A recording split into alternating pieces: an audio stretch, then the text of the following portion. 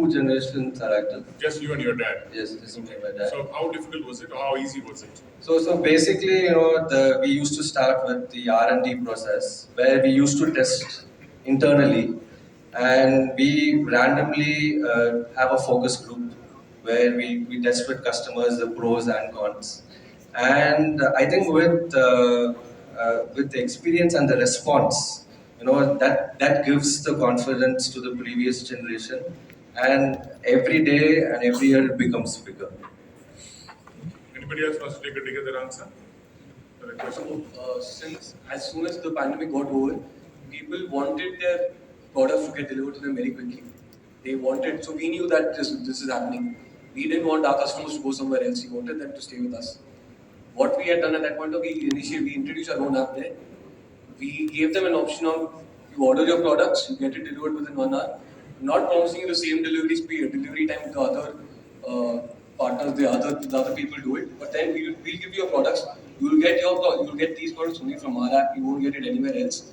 And the main reason for us to start that was because we didn't want our customers to go somewhere else. We wanted them to stay with us. I've learned this somewhere that your customers should always be your only investors. They should be the people who are investing in a company, not anyone else. Spoken from Sunil only, huh? Karan? Yeah, I agree to what he just said. It took me a while to understand that. I have to agree to that. But what I've realized is what the first generation has built is a lot of trust, is a lot of resilience, and I don't think we can ever build that. And that is something that we need to look upon. And building core values on that trust and that resilience is important for the organization, and it also helps the organization grow. Being a second generation entrepreneur is just not taking up anything, but it's also need to consider the fact that it has to grow faster and more profitable, and more better than ever. So yeah, I think resilience and trust is something that's that considered within myself, and I'm learning that from him, and I'm taking it. One of the biggest thing that I need to learn from Dad is negotiations. He loves to negotiate. Oh yeah, I know Kiran's negotiation skills. Right. So that's something I haven't taken upon yet, and I'm trying my best with that. Yeah. If there is a point of view that where you think you're right, how do you find a middle ground? Where he's saying no and you're saying yes, or you're saying it doesn't happen? No, I don't think there's a middle ground ever. Either he gives up or I give up. That's the only thing that happens.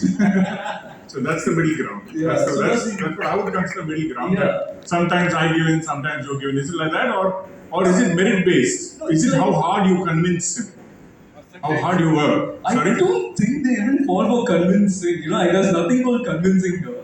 So it's either like, let me try it. If it fails, I won't ask you again, kind of a perspective. But that's always let me try it. Option keeps coming around, and he also keeps saying, okay, fine, shall try. Let's see what's going to happen. Kind of a scenario. But I don't think there's ever a decision that's done without putting in facts.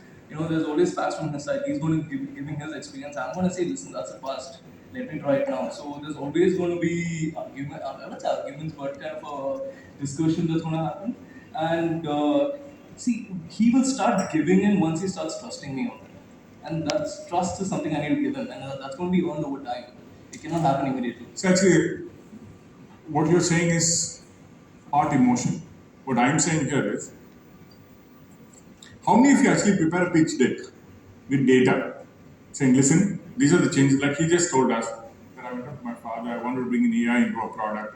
How many of you actually think of your parents or your older generation as your bosses and say, listen, I need to make a pitch deck about why I'm spending this money, where I'm spending this money, and how, when I spend this money, how will I make 10x or 15x or 20x, or what are the goals of spending this money, what are the goals of making this change? See, all goals of making changes are to make more money. We are agreed upon that, correct? So how do you address that? Do you, see, because you guys are young, you guys are all technology people, right? You've done those kind of schools, right? So do you actually prepare a pitch deck and you do stuff like that? Does anybody here do that? I respect what you say, but then when it comes to the small decision making, I can't make pitch deck. No, I'm talking about the big decisions. The big decisions, yeah, obviously there's going to be a pitch deck. There is? That is going to be a pitch deck. That is going to be discussions. That is going to be yes, there's going to be no's, there's going to be buts. But when it comes to the small decision making, when you are part of the whole leadership team. The small decision making, either we have to follow the core values or we need to trust him or he has to trust us. It's the only way that's going to move forward. Good. So I think I'd like to add to that. So I follow the why, what, how principle. Right? So if I want to do anything, why do I want to do it? What do I want to do it for? And how am I going to do it? These things, whether it's a presentation, whether it's just a small documentation, really help. Because see, when there's clarity, there's always people going to listen to you. Right? If you're clear about what you want, then they will be able to. But if I'm not clear within myself what I want to do, then no one's going to listen to me. Right? And after this, there's the principle not to do it. Right? So it's a win-win for them in either way. I know. Good. That's understood.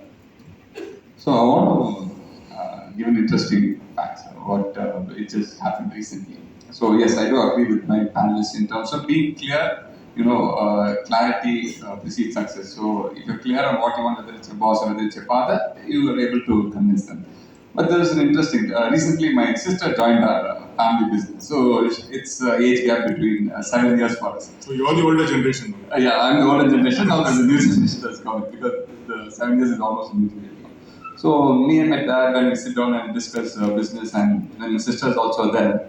So she comes up with something called sustainability. So she talks about sustainability, and me and my dad are like, it's not practically not possible to do it in large scale. It's probably niche which you can do. So she keeps in every meeting emphasizing on that.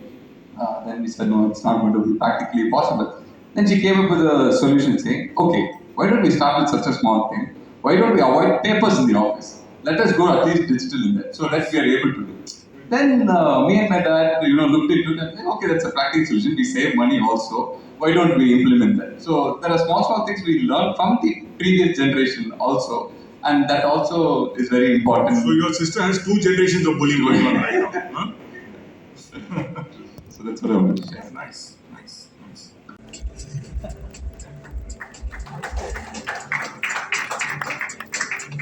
And finally, we have the Director of AVR Swarna Mahal, Mr. Siddhant AVR. Thank you for coming, sir. Please give them a warm round of applause. And I think this was one of the most interesting panel discussions this morning, and thank you for moderating it very well, sir. Thank you. Can we please have a group picture with all of them? Gently requesting all the panelists, earlier panelists, to please join for a group picture.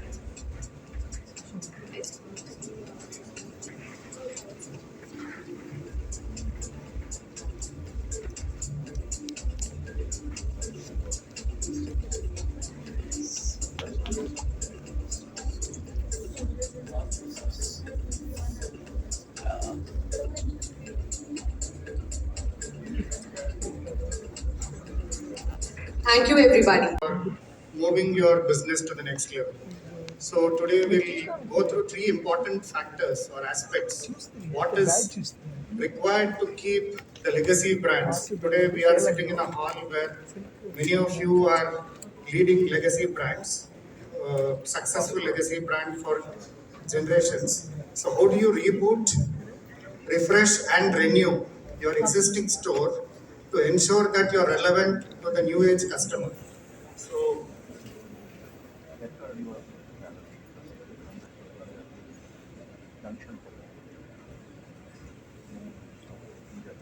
we all know that retailing today is convergence of knowing what your customers want. That is the evolving customer. A customer is ever evolving, and today's generation it's even more. And what your company or your brand can do best for them. That is how we are looking at it. And what is this new age customer wanting, or what is that their aspiration is? One is they want choice. Choice is something which has become very imperative today. They want to connect. They want to be connected not just with the brand and also with the same generation of customers. They want the very key aspects what this generation would look at or the new age customer would look at. So I'll take you through quickly through three examples or three categories of examples which design can help in augmenting the look and feel of the store. So one is the first aspect is augmenting the store using technology. When I say technology, We are not talking about the back-end operational aspects, software and other things. We are talking about purposeful and meaningful technologies which can add value and an experience to this customer. So I'll take you through one of the example, a very interesting example which we have won some awards also for this project. This is a brand called Raya. Raya is a men's ethnic wear brand based out of Pune, and they have currently about 6 stores. This store, what we were engaged to do is in Indore, in Madhya Pradesh. This is a 2-level store of almost about 6,000 square feet. So we have the entrance, which you see the red arrow mark, and we have the next level also happening. So this is a part of a high street mall. It's not a mall by itself, but it's a complex where all the stores are, the facade is visible to the street. Indian மணில எவ்வளோ இருக்குன்னு எனக்கு தெரியாது. But இந்த மாதிரி ஒரு பிராண்டை build பண்ணணும்னா ஒரு மார்க்கெட்டிங் ஸ்பெண்ட் எவ்வளோ இருக்கும்னு நீங்க நினைக்கிறீங்க? Any guesses? Any numbers? 200 crores. Okay. 200 crores போதுமா? இல்லை ஜாஸ்தியா கம்மியா? Any other number? 10% எவ்வளோ வரும்? $1.15 billion. 900 crores. சரி, ஓகே. இந்த company, in the brand, I don't think they would have spent more than 20 crores in marketing. 20 crores, including paid media. That includes our salary also. Okay. And the salary to our agency would be a little higher than the paid media. Okay. So I'll just take you through how we went about doing this. Next. So, Anand. So one is the value of the brand. The other one is today Chennai Super Kings with maximum around 20 crores, 25 crores of marketing spend has got this much followers. This is actually a 2-year-old data. I don't have the current data, but other way we have overtaken Mumbai Indians. But Mumbai Indians would have spent close to 100 crores is my feeling on marketing spends alone. Chennai Super Kings has lesser spends. So when 2008, before anybody knew what IPL was going to become, we were given the task of building this brand. We were given the... And now we are moving on to an